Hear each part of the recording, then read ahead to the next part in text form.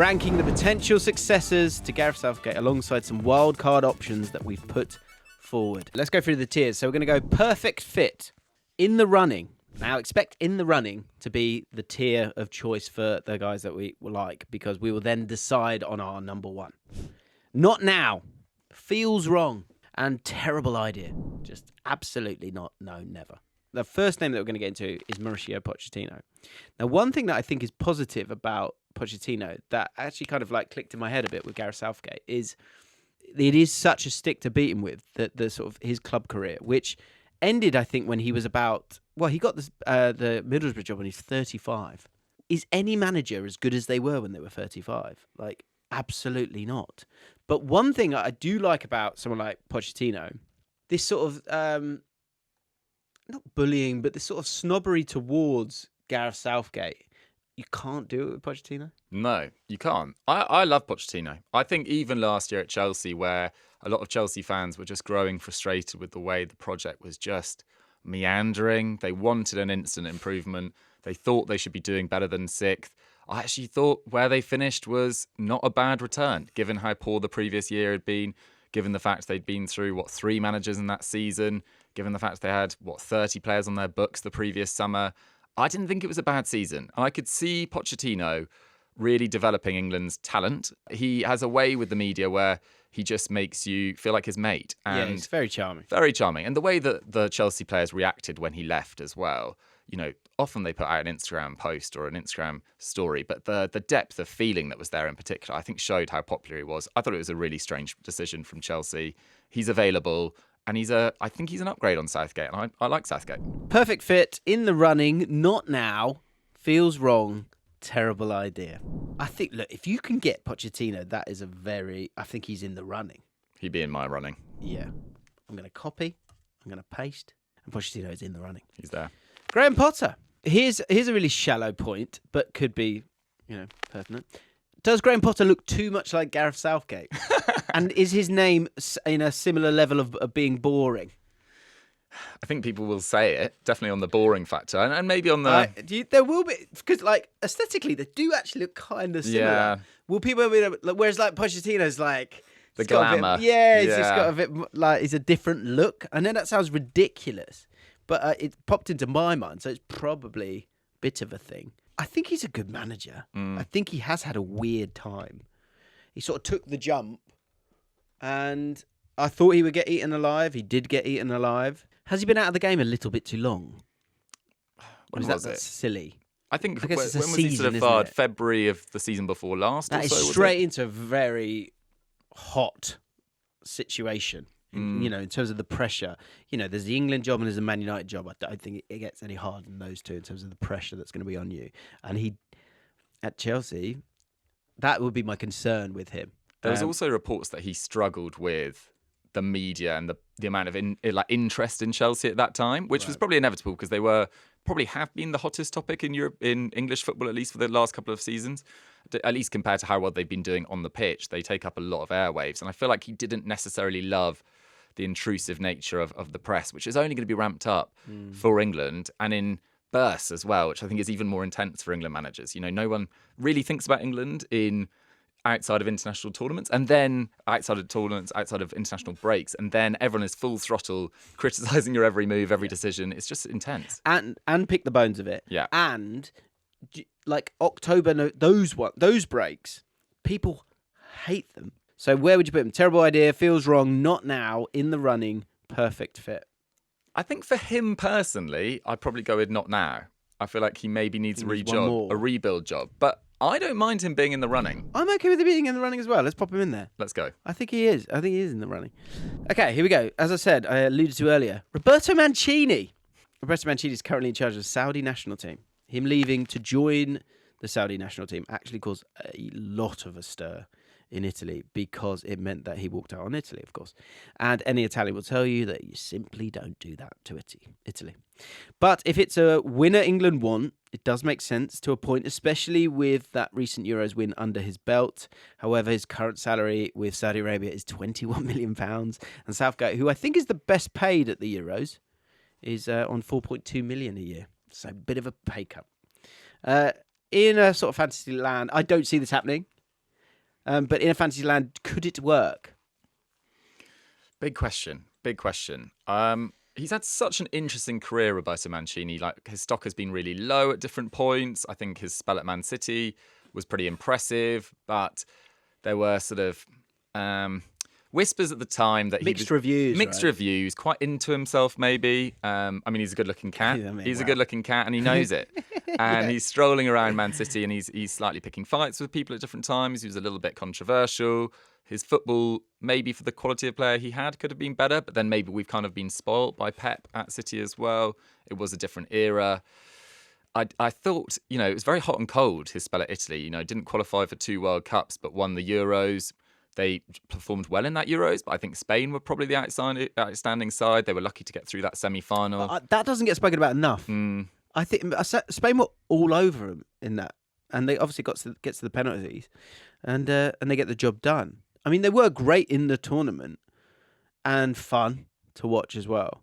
But yeah, Spain were very unfortunate, I think, in that semi-final. I think there's a culture clash here. I think, obviously Mancini has kind of come to this country and managed in this country successfully, but he's still like dripping in Italian, which is that's not a bad thing. I love that. Favorite place to go on holiday. But I think that would be a culture clash with these English lads. It's a no, isn't it? I think this would be a terrible idea. Yeah. Absolutely terrible idea. And also, the man who inflicted all the pain. Not happening. How could you? You can't revisit that, can you? Eddie Howe. Which players would thrive under Eddie Howe? So with Newcastle, he's often gone for a 4-3-3, something that we never really see under Southgate. But does it change that much? One big change we'd likely see is Trent becoming the starting right back, with how Howe has used Trippier as one of the primary creators at Newcastle. It would also mean that Bellingham plays as an 8. Would Foden end up as a central 8 as well? Very possibly. I think the big question with Eddie Howe is, would he step away from Newcastle to take this opportunity? It's a difficult one, isn't it? I feel like he's at a very good club for where he's at in his career right now. Like, I feel like he was almost quite lucky to get the Newcastle job at the time, but actually has done a really good job there. I mean, even last year when they took a dip, there were so many injuries. They were all over the place, and still, at least their attacking underlying numbers were one of the best in the league. It was. And once he got some of those bodies back in the last 8 games, they were strong. Really picked up. I mean, would have qualified for Europe if it wasn't for Man United winning the FA Cup, which no one really saw coming. And now they've got the sort of PSR sort of issues. Maybe he would be more interested than he would be, but I can also see him being like, this is a club that took a lot of faith, took a jump with me when I'd had that spell after Bournemouth. I think he's a quick learner. I don't think he's as charismatic as Southgate, personally. That's why bring in Tyndall. Yeah, exactly. Bring in the mad dog.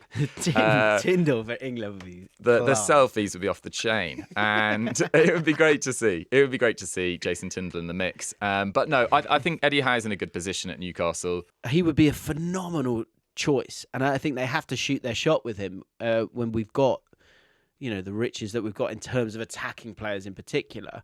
And I would love to see an Eddie Howe side for England, but I just think, in terms of his stock, if he jumps off now, people go, oh, he could never get to that next stage of regular Champions League, regular cup finals, all those things. He needs to find that out and go down that road a little bit more.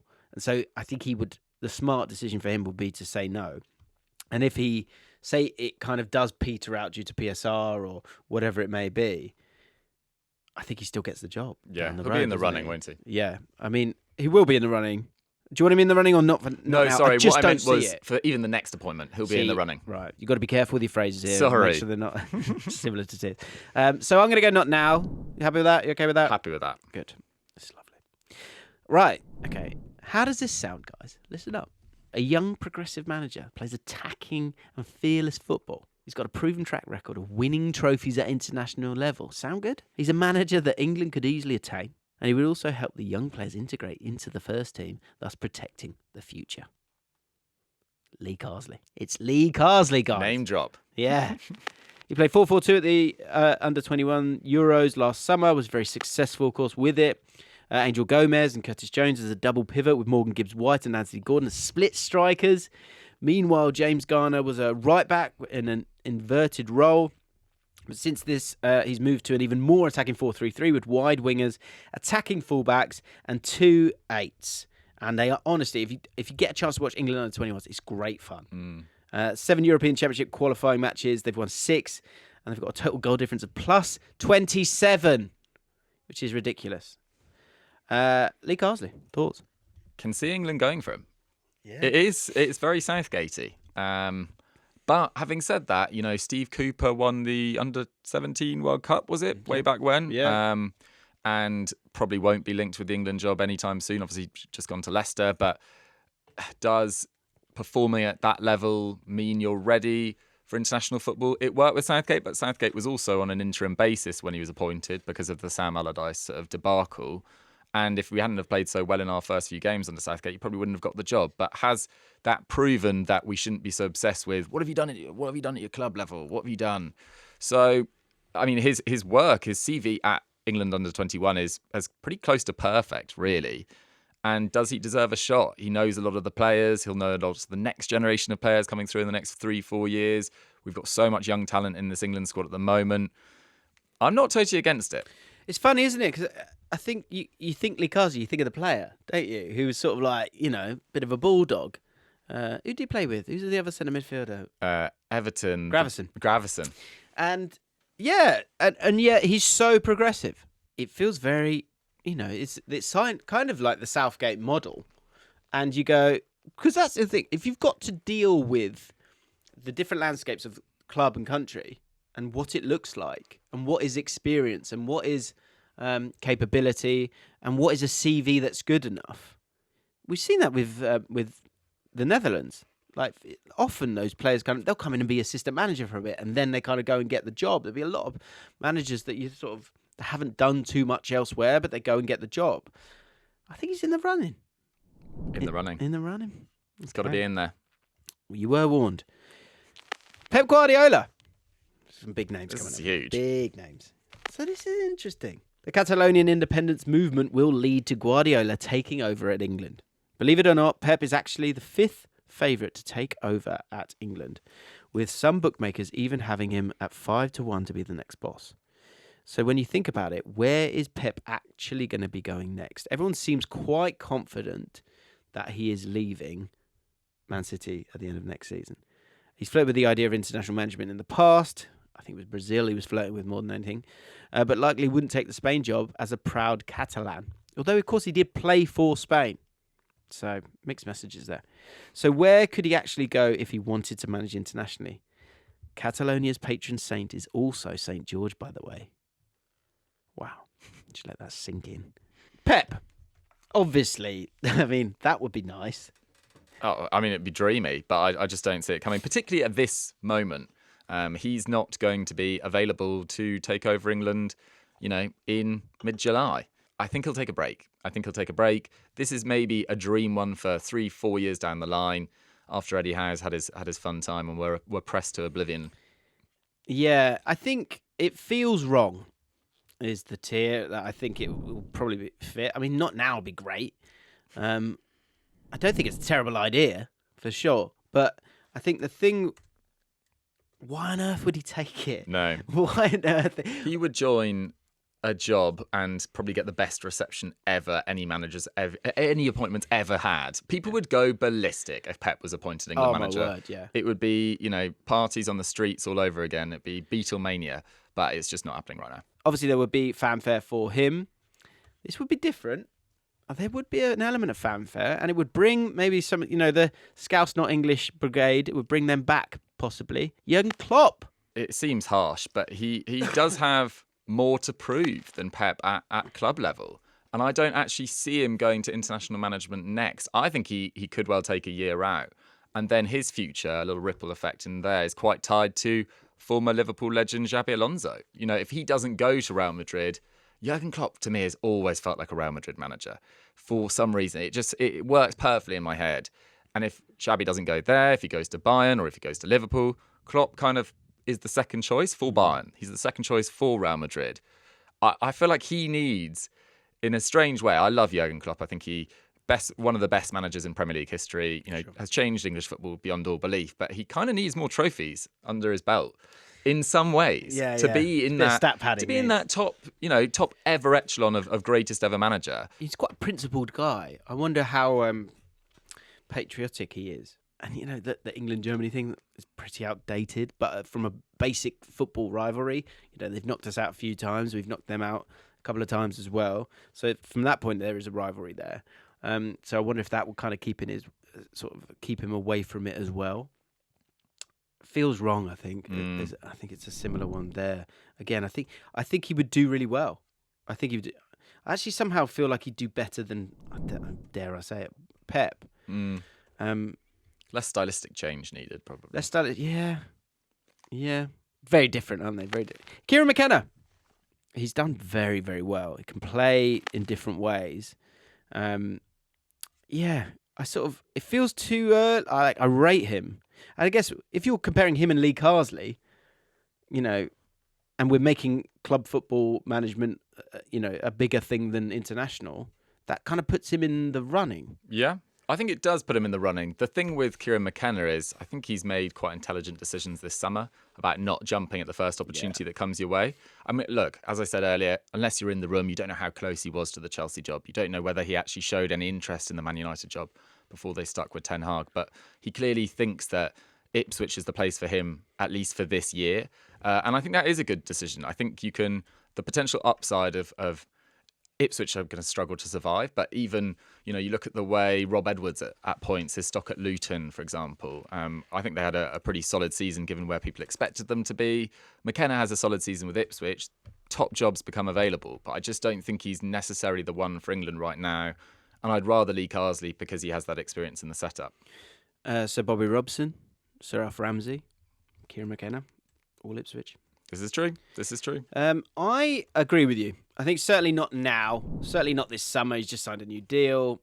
I don't see that happening at all. But in a year's time, say it's kind of valiantly they've been relegated. I can see that. If it does get that far. I think he could be one of the sort of front runners. Would he take it? Different question. Gary O'Neill. Gary O'Neill's style of football actually fits quite well with this England side, focus being on transitioning play and carrying it through the thirds. It bodes well for the pacey ball carriers England have at their disposal. Bellingham in that role would be absolutely fantastic. Saka, another one who would do well. Could mean a big role for Anthony Gordon too with his pace, but it also means that Kane may not be 100% suited to it, with O'Neill preferring pacey forwards, which could lead to Ollie Watkins stepping in if he can continue his form, obviously for Aston Villa next season. Gary O'Neill, I mean, what great rise. I don't think they finished the season great, but by that point it was one of those ones where look, we're fine. But I think there were a lot of positives, and I think he's a positive guy. That said, we're talking about what's going to crush these guys from a media perspective, from the sort of naysayers. I think Gary O'Neill, it feels very Gareth Southgate as well. We've put a lot of not knows and feels wrong. I think so. I think it's between those two. I think it's not now or feels wrong. My hand just moved and I put it in feels wrong. That was like a reflex. Yeah, but I feel like that's quite cruel to him. Kieran McKenna has a sort of a different sheen to Gary O'Neill, which I think I'm not sure if it's fair or not. But then at the same time, we've got Lee Carsley in the running. So I'll let you decide. Where would you like to put him? I don't think he's in the running. Certainly not in the running for me. I think it's a not now. I'd like to see where he is in 2 years' time. So we have one tier that has no one in it, and it needs someone in it. And the people in the running for the perfect fit for England to take us forward to the promised land of victory and trophies is Mauricio Pochettino, Graham Potter, Lee Carsley. 3 very different figures. Doogie, who would you like to be the next England manager? I think we're going to disagree here for reasons already outlined earlier in the podcast. I think I want Poch. Potter's leeway would be very small right now. He's just flopped at Chelsea. He didn't necessarily play the best, most clinical football, let's say, at Brighton. I don't think he gets much leeway. Lee Carsley, so inexperienced. There's no leeway there either. Pochettino, I feel like, would bring a certain gravitas to the role. I think people would be excited to watch us play under him. I think he is the perfect fit for now. Well, that's your choice. I absolutely understand everything you've just said, but I can't do it. It just seems so silly to me. Like, it just feels like cheating. And I can, do you know what, Lee Carsley, I can like let it go because he's kind of, he is English, isn't he? He played for Republic of Ireland, get that. But like, you know, me or you, if we'd, you know, in a different life, we would have been playing for either England or Scotland. We would have had to have made a choice. Doesn't mean you're not the other country. So for me, that takes Poch out of it. But I get what you're saying, and if it happens, it's like, okay, well, let's get on with it. I would go for Lee Carsley. Okay, new era. Yeah, I would go with Lee Carsley. You would get the same moaning and groaning. I understand that, but I think I just really love watching the football that he's put together so far. I think he understands, you know, the day to day. Obviously, all the sort of jobs and responsibilities that you have to do. Different kind of spotlight. I think, yeah, it'll be all action and less talk. And that would be interesting.